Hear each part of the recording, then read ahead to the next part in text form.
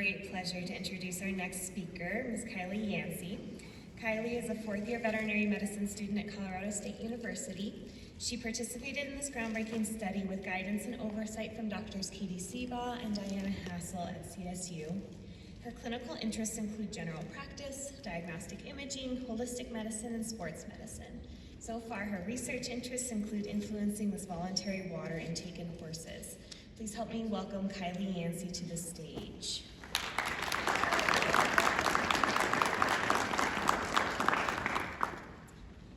Hello, thank you all so much for being here today. On my first externship, a colleague told me a story of what she called the most expensive hoof abscess in the world. Due to a muddy spring, it was elected that a patient be brought to her clinic to manage a hoof abscess. The plan was simple: hoof soaks and bandage changes, but quickly turned complicated when the horse refused to drink a drop of water for days on end. The owner went so far as to truck in water from home, but nothing helped. The horse had to be placed on IV fluids. One day, someone opened up a stall window. The horse took a long look outside, then immediately walked over to her bucket and took a large drink of water. Sometimes with horses, the simplest changes can mean the difference between drought or drink. Our study, a novel water additive increases voluntary water intake in healthy horses, explores that change. Our study was generously funded by two sources: the Center for Companion Animal Studies via the Young Investigators Grants Program, and EquestriaBev. We do have a conflict of interest to declare, as the company creating the product provided partial funding for the study. However, there were no restrictions on publishing results. I've adhered to the AVMA's principles of veterinary medical ethics. Keeping horses hydrated in times of stress, namely travel, hospitalization, or showing, can be challenging. This is furthered by the fact that when horses experience water losses through marked sweating or diarrhea, they may not drink enough to satisfy those fluid losses. Dehydration, stress, and changes in routine are all risk factors for impaction colic. Colic is the leading cause for morbidity and mortality in horses, with 3.5 to 10% of the general population affected, and additionally affecting up to 21% of horses hospitalized for causes not related to the gastrointestinal tract. Finding ways to mitigate stress and dehydration in these settings are imperative in order to reduce this risk. It is the hope that maintaining appropriate levels of hydration can help with shorter hospitalizations and healthier horses. Currently, there are limited non-invasive options for rehydrating horses. Stimuli for thirst in horses are driven through changes in plasma osmolality and hypovolemia. Horses achieve their hydration primarily through drinking water, which accounts for about 85% of their water intake. They receive the remaining amount through their feed and metabolic water. A variety of factors play into a horse's daily water requirement, namely environment, exercise levels, and feed intake. Types of feed must also be accounted for into daily water intake. For example, horses on pasture may drink minimal quantities of water compared with horses fed dry matter. Notably, horses drink the most water within 1 hour of eating, and the requirement for water decreases if they're off feed entirely. Generally, horses require about 25 to 75 mils per kg per day of water. This is about 25 liters or 6.6 gallons per day for a healthy 500 kg horse. If you're used to schlepping buckets around a showground, that's about 1.2 5-gallon buckets, or if you're like me, 21.2 Stanley water bottles. Some preferences that horses can exhibit for drinking water include water temperature, bucket color, and even location of the water. In 2020, a sweet tea study was published. The authors found that adding 1 cup of sweet feed to plain water, colloquially known as sweet tea, modestly improved voluntary water intake in hospitalized horses. This preference was compared to plain water and water flavored with peppermint extract and apple flavored electrolytes. Interestingly, the horses offered peppermint-flavored water and apple-flavored electrolyte water had an increase in voluntary water intake. However, the horses drank more from the unflavored bucket than the flavored one. This study highlights that horses have flavor preferences when it comes to water, but there was definitely room on the market to expand and have a more potent product.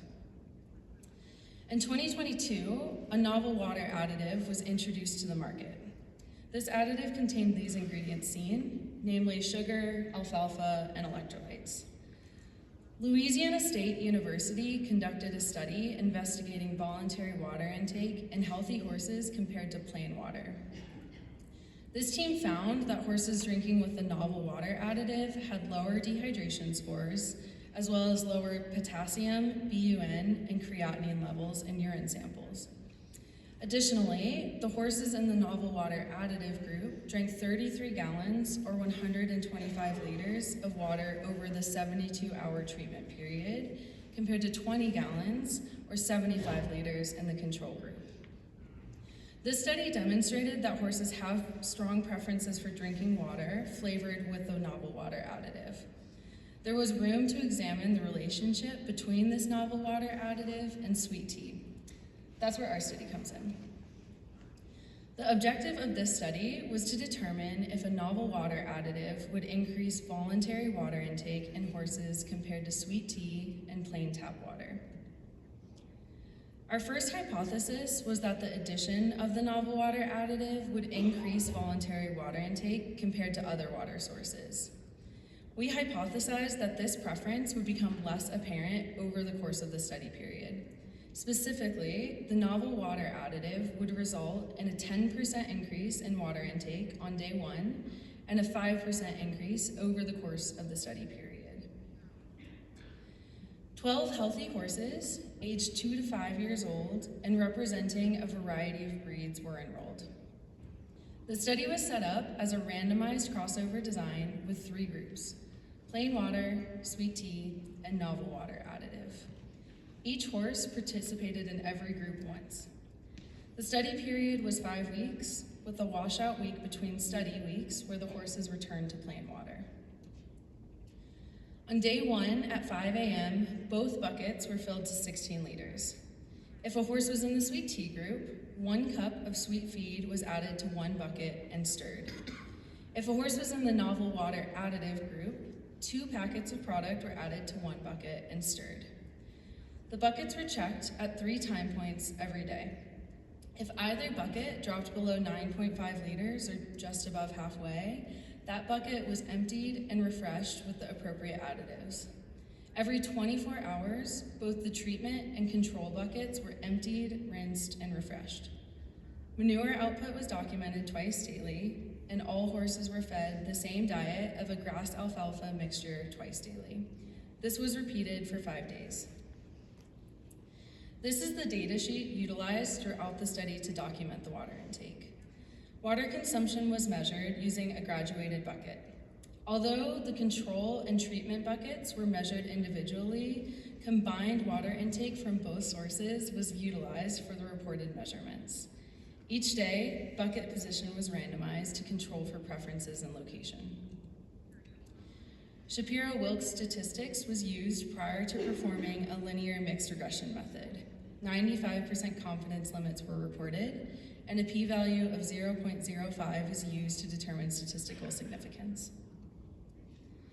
The results of the study were compelling, with the horses in the novel water additive group consuming an average of 50.8% more water than the control. This preference was across all 5 days. Horses also preferred the novel water additive over sweet tea, drinking 47.6% more between the 2 groups. We did note that there was a modest increase in water intake comparing the horses offered sweet tea to plain water. However, this was not statistically significant. Additionally, manure output differences across the 3 groups were not statistically significant. Horses offered the novel water additive were drinking an average of over 50 liters per day across the study weeks. That's equivalent to 2.3 5-gallon buckets, or 46 Stanleys. This graph demonstrates the daily trend of average water intake across all three groups over a 5-day period. As seen by the green line at the top, the horses remained consistently interested in the novel water additive across the study period. On day 2, the horses in the sweet tea group had a mild drop in water intake, likely due to acclimating to the new flavor. However, both this group and the control group ultimately had a positive increase in drinking water throughout the study period.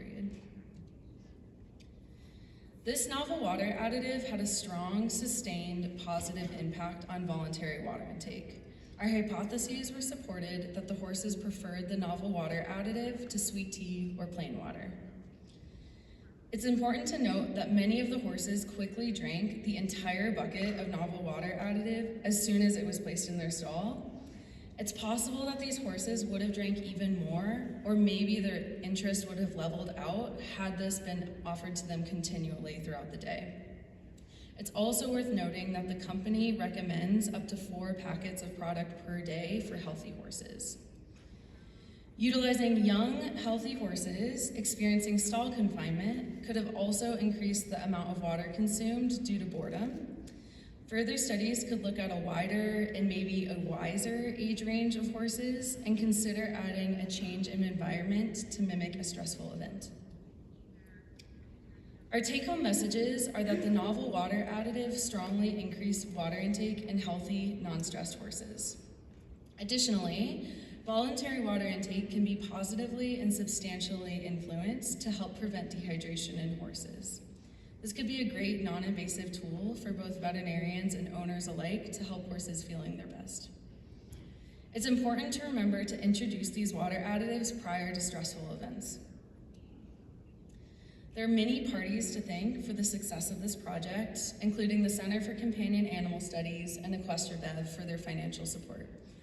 Dr. Sangeeta Rao providing statistical assistance was invaluable. Additionally, thanks to Drs. Katie Sebaugh and Diana Hassel for their supportive mentorship throughout this entire process. I also want to express gratitude to the entire Orthopedic Research Center support staff.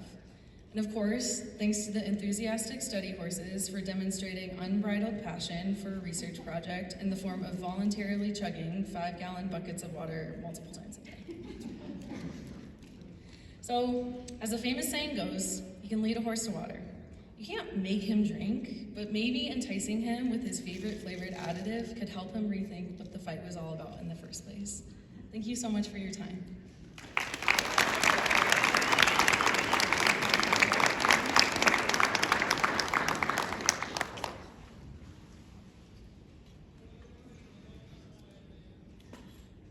Thank you for your presentation. Kylie, nice job.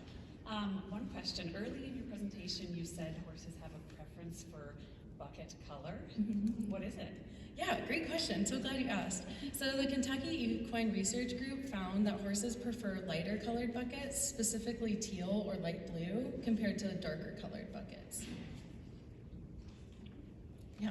Could I just say thank you very much for a very nice presentation, well done. Just a couple of things, I may have missed it, but what was this novel water additive? Yeah. And also, what was the WSC content in both your waters? Because that's a lot of potential sugars they're eating. Yeah. So great questions. So the product is called Gallagher's Water. The namesake of the company is seen here. And each packet contains about 2% of a horse's daily sugar content.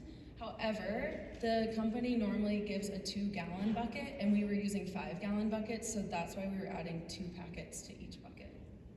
Yeah, it was more just how much sugar they're getting, because you've got to be careful if you're dealing with a laminitic or an ideal. Yes, yeah, great point. They actually created a sugar-free version to control for that, so you can reach for that.